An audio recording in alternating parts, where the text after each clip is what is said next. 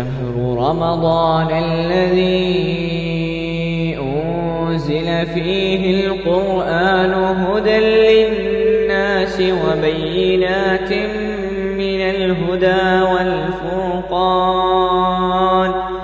فمن شهد منكم الشهر فليصم ومن كان مريضا أو على سفر فعدة من أيام أخر يريد الله بكم اليسر ولا يريد بكم العسر ولتكملوا العدة ولتكبروا الله على ما هداكم وَلَعَلَّكُمْ تَشْكُرُونَ اعوذ باللہ من الشیطان الرجیم بسم اللہ الرحمن الرحیم سبحان اللہ وبحمدہ سبحان اللہ العظیم رب اشرح لی صدری ویسر لی امری واحلل عقدۃ من لسانی یفقہوا قولی واجعل لی وزیرا من اہلی رب زدنا علما اللہم فقہنا فی الدین آمین۔ السلام علیکم ورحمۃ اللہ وبرکاتہ۔ آج انشاءاللہ تعالی ہم دورہ قرآن کے سلسلے میں پارہ نمبر 2 کا آغاز کریں گے۔ اس کا خلاصہ شروع کرتے ہیں۔ سب سے پہلے اس پارے کے آغاز میں ہی اللہ تعالی نے قبلے کی تبدیلی کا ذکر کیا ہے۔ مسلمانوں پر جب اللہ تعالیٰ نے نماز کو فرض کیا تو ابتدائی طور پر مسلمان بیت المقدس کی طرف نماز پڑھتے تھے، یعنی بیت المقدس کی طرف منہ کر کے نماز ادا کرتے تھے۔ نبی کریم صلی اللہ علیہ وسلم کی یہ دلی تمنا تھی کہ اللہ تعالیٰ قبلے کو تبدیل کر کے بیت الحرام کو قبلہ بنا دیں۔ پیارے نبی صلی اللہ علیہ وسلم اس تمنا کے اظہار کے لیے کئی مرتبہ اپنے چہرے کو آسمان کی طرف اٹھایا کرتے تھے۔ بالآخر اللہ تعالیٰ نے پیارے نبی کی دلی تمنا کو پورا کیا اور بیت اللہ حرام کو قبلہ بنا دیا۔ اس پر بعض کم عقل لوگوں نے تنقید کی کہ جس طرح قبلہ تبدیل ہوا مذہب بھی تبدیل ہو جائے گا۔ اللہ تعالیٰ نے جواب دیا، قبلے کی تبدیلی کا بنیادی مقصد یہ ہے کہ اللہ تعالیٰ دیکھ لینا چاہتا ہے کہ کون رسول اللہ صلی اللہ علیہ وسلم کا سچا ماننے والا ہے اور کون ہے جو اپنے قدموں پر پھر جانے والا ہے، ورنہ جہتیں طرفیں تو ساری کی ساری اللہ تعالیٰ کی بنائی ہوئی ہیں، مشرق اور مغرب سب اللہ کے لیے ہیں اور وہ جس کو چاہتا ہے صراط مستقیم پر چلا دیتا ہے۔ اس کے بعد اس بارے میں اللہ تعالیٰ نے اس بات کا بھی ذکر کیا آیت 146 میں کہ اہل کتاب کے پختہ علم والے لوگ جو تھے وہ رسول اللہ کو اس طرح پہچانتے تھے جس طرح اپنے باپ اپنے بیٹوں کو پہچانتے ہیں۔ آیت 152 میں اللہ تعالیٰ نے حکم دیا کہ اس کے بندوں کو اس کا ذکر کرنا چاہیے۔ اللہ تعالیٰ نے فرمایا فَاذْكُرُونِي أَذْكُرْكُمْ وَاشْكُرُوا لِي وَلَا تَكْفُرُونَ، تم میرا ذکر کرو میں تمہارا ذکر کروں گا، اور میرا شکر ادا کرو اور میری ناشکری نہ کرو۔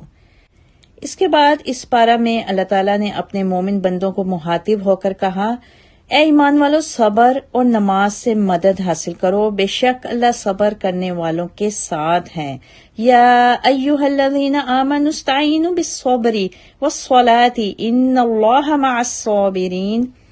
اس کا مطلب یہ ہے کہ جب بھی انسان مشکل میں ہو اس کو مصیبت سے نجات حاصل کرنے کے لیے نماز اور صبر کا راستہ اختیار کرنا چاہیے، اس لیے کہ اللہ تعالیٰ کی تائید، نصرت اور محبت صرف اور صرف صبر کرنے والوں کے ساتھ ہوتی ہے۔ اس کے بعد اللہ تعالیٰ نے بتایا کہ صفا اور مروہ اللہ تعالیٰ کی نشانیاں ہیں، بس جو کوئی بھی حج اور عمرہ کرے اس کو صفا اور مروہ کا طواف لازمی کرنا چاہیے۔ اور آگے اللہ تعالیٰ نے ان لوگوں کا ذکر کیا جو اللہ تعالیٰ کے احکامات اور اس کی آیات کو چھپاتے ہیں۔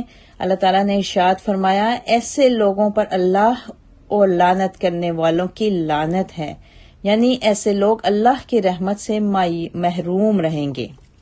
یہاں پر مسلمانوں کو تنبیہ کی جا رہی ہے کہ اللہ کے احکامات اور آیات کو واضح طور پر عمل میں لائیں اور علماء یہود کی طرح مذہب کو صرف گرجوں اور مساجد تک محدود نہ رکھیں۔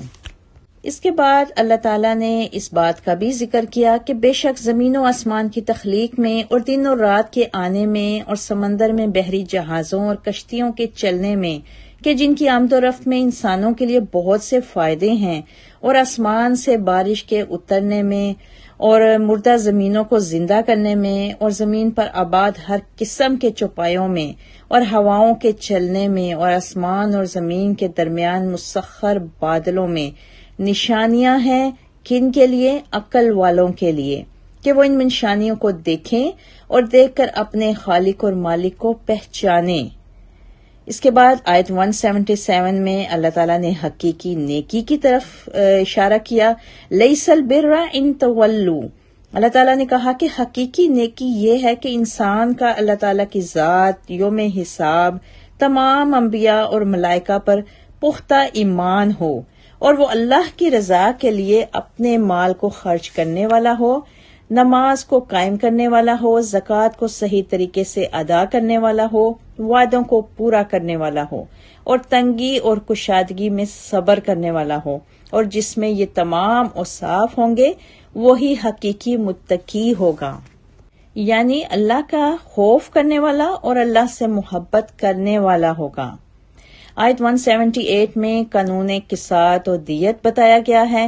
اللہ تعالیٰ نے قصاص اور دیت کے قانون کا ذکر کیا۔ اللہ تعالیٰ نے بتایا کہ آزاد کے بدلے آزاد، غلام کے بدلے غلام، عورت کے بدلے عورت کو قتل کیا جائے گا۔ تاہم اگر کوئی اپنے بھائی کو دیت لے کر معاف کر دے تو یہ اللہ تعالیٰ کی طرف سے رخصت ہے، لیکن زندگی بہرحال قصاص لینے میں ہی ہے، یعنی دیت کی گنجائش کے باوجود قصاص لینے ہی سے معاشرے میں بدامنی کے خاتمے کا باعث ہوتا ہے۔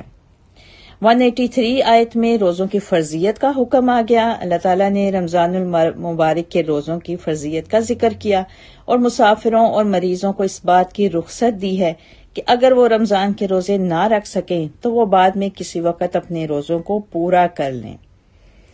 آیت 186 میں اللہ تعالیٰ نے اپنی دوبارہ سے نشانیوں کا ذکر کیا۔ اللہ تعالیٰ نے چاند کے گھٹنے بھرنے کی غرض و غایت بتائی اور اس کے ذریعے سے اوقات اور حج کے ایام کا تعین بتایا۔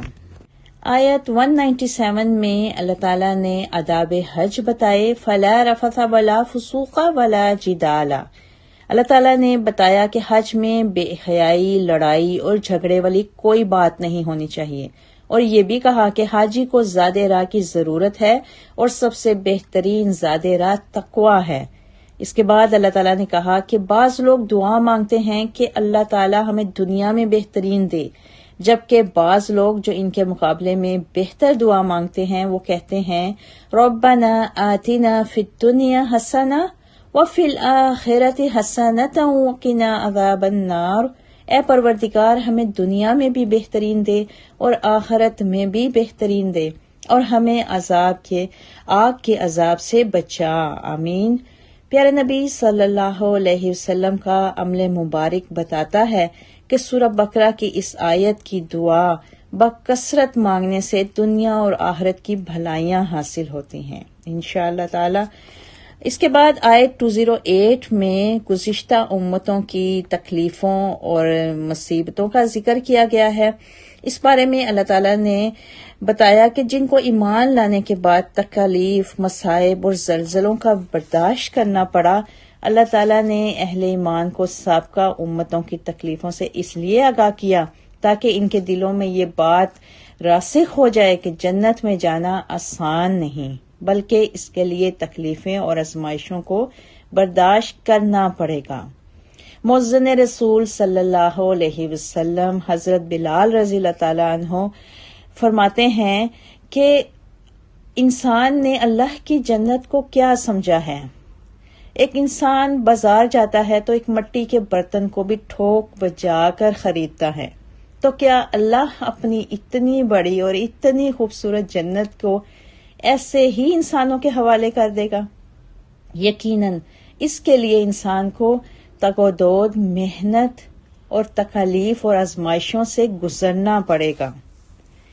پھر مزید اس بارے میں صحابہ کرام کی استقامت کا ذکر کیا گیا۔ صحابہ کرام نے اللہ تعالیٰ کے اس فرمان کا جو اللہ تعالیٰ نے آیت 208 میں بتایا کہ تکالیفوں اور پریشانیوں کو برداشت کرو، اس کا اتنا اثر لیا اور اللہ تعالیٰ کے راستے میں پھر صحابہ اکرام نے بے مثال قربانیاں دیں۔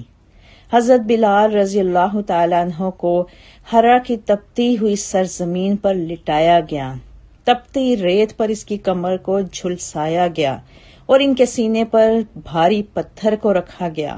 آپ رضی اللہ تعالیٰ عنہ کے سینے میں سانس تنگ ہو گیا، لیکن پھر بھی آپ نے عہد عہد کا نعرہ بلند کیا۔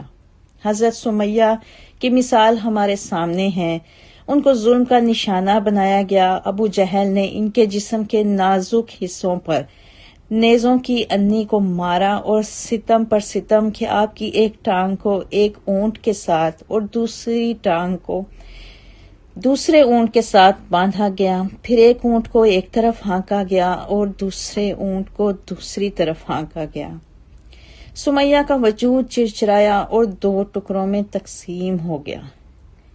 حضرت سمیہ رضی اللہ تعالی عنہا نے جام شہادت کو نوش کیا، لیکن اللہ کی توحید سے ہٹنا گوارا نہیں کیا۔ حضرت زنیرہ ایک بوڑھی خاتون تھیں۔ ابو جہل ان کو ظلم و تشدد کا نشانہ بناتا رہا، یہاں تک کہ آگ کے انگاروں پر سلاحوں کو تپانے کے بعد ابو جہل نے لوہے کی ان سلاحوں کو زنیرہ کی آنکھوں میں سلائیوں کی طرح پھیر دیا۔ حضرت زنیرہ نے صبر و استقامت کی نئی تاریخ رقم کی اور اللہ تعالیٰ کے راستے میں آنے والی ہر تکلیف کو خندہ پریشانی کے ساتھ برداشت کیا۔ صحابہ اکرام کی طرح ہماری بھی امت مسلمہ کی بھی یہ ذمہ داری ہے کہ اللہ تعالیٰ کی خوشنودی کے حصول کے لیے اور اپنے دین کی سربلندی کے لیے ہر طرح کی قربانی دینے پر تیار رہیں اور اللہ تعالیٰ سے دعا کرتے رہیں، یا مثبت القلوب ثبت قلبی علی دینک، یا مصرف القلوب صرف قلبی علی طاعتک۔ اس بارے میں اللہ تعالیٰ نے آیت 217 میں دین سے پھر جانے والے کے لیے وبال کا بھی ذکر کیا کہ جو شخص دین سے منحرف ہو جائے گا اور کفر کی حالت میں مرے گا تو اللہ تعالیٰ اس کے اعمال کو ضائع کر دے گا۔ آیت 219 میں شراب اور جوئے کے نقصانات بتائے گئے۔